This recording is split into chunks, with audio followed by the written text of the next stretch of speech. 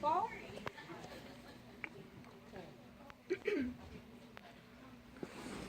Tremors shook the city walls. Kepler staggered, bracing himself against the ancient marble. Faced with an army of religious fanatics, even a dozen feet of marble and iron seemed little protection. Fakes. Your Majesty, I really suggest you take shelter in the palace kitchen and crypts below.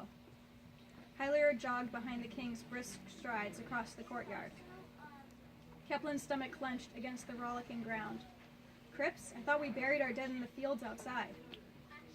The city only began to do so in the past 200 years, but it's the safest place. I'll stay out here, Captain.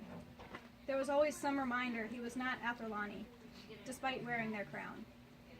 He had no patience for reminders. He glanced at Ree, who stood seemingly unmoved by the approaching battle. Zameen, can you tell her she's welcome to take shelter? Ree's dark eyes watched the king for a moment before her hands flew into motion. She says this does not scare her, the colonel translated. The Banus army's training marches shook her city more than this. Kepler chuckled and mimicked one of the signs. Army? Ree nodded and gestured out the window before signing more. Whatever your plan is, sire, you should start soon. Kepler blanched. It was not the rumble of approaching doom or the fanatics screaming on half a dozen street corners that the priests outside meant no harm. It's the damn thoughts. The fear of an entire city rattled in his head, drowning out any sense or forethought. Plan? He asked.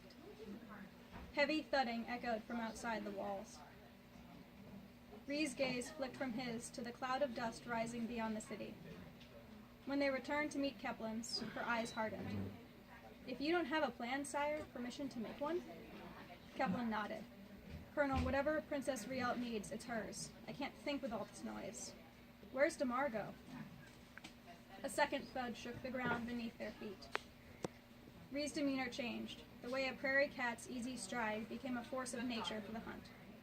Her hands were firm as she shot orders, Zameen barely keeping up with her translation. Double the guard on the eastern walls. A third of the city's personnel in the fore. Someone pry General DeMargo from his drunken stupor. The capital is under attack, and he ought to be aware. Your Majesty, a squire skittered down the rampart stairs and fell into a hasty bow. There's something coming. Thud. It was closer now. Keplin's tunneling vision followed the squire's path. Something, he echoed. I assume it's the army of the one god, yes? The squire mouthed a few half-formed words, then settled for a shrug. I'm not certain, Your Majesty. Kepler turned to Ree. You have strategy under control. I do, sire. Go, she signed, offering a rare smile. Let the enemy see that they do not scare you. Rather than the panic and delegation that's actually happening, Kepler mused. He grabbed the helm the colonel still held, forgotten in her hands. Let's see who knocks at my city gates. He jogged up to the ramparts, fighting back nausea that came with nerves. Decay flooded his senses when he emerged atop the wall. The stench rolled across the battlefield, sending horses into a panic. Even the enemies, he noted. Perhaps it was not fear that twisted his gut, but something deeper, an animal instinct.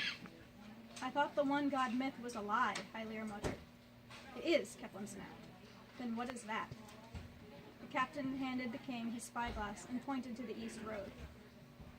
Kepler pressed the glass to his eye.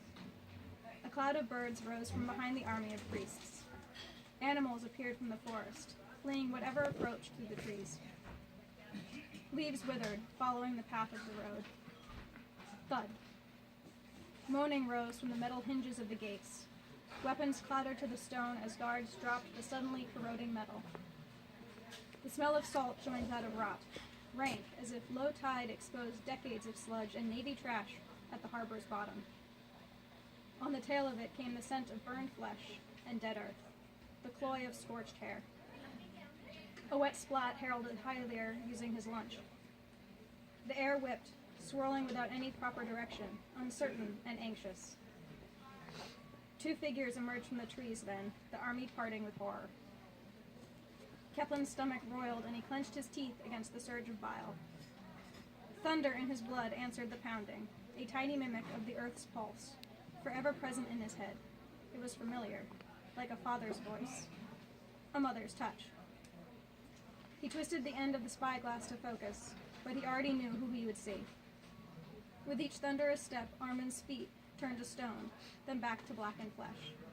Where it was not burnt, his sallow skin swelled with infection. His hand was knotted in Alia's. Black lines cracked her frozen face. Long gray hair hung lake over the braided scalp on her left side. Below, the ocean rose, putrid black water swelling over the docks. This isn't an attack, Kepler realized. Hyler grabbed the glass from Kepler's shaking hands to see for himself. These are the heroes everyone prayed for.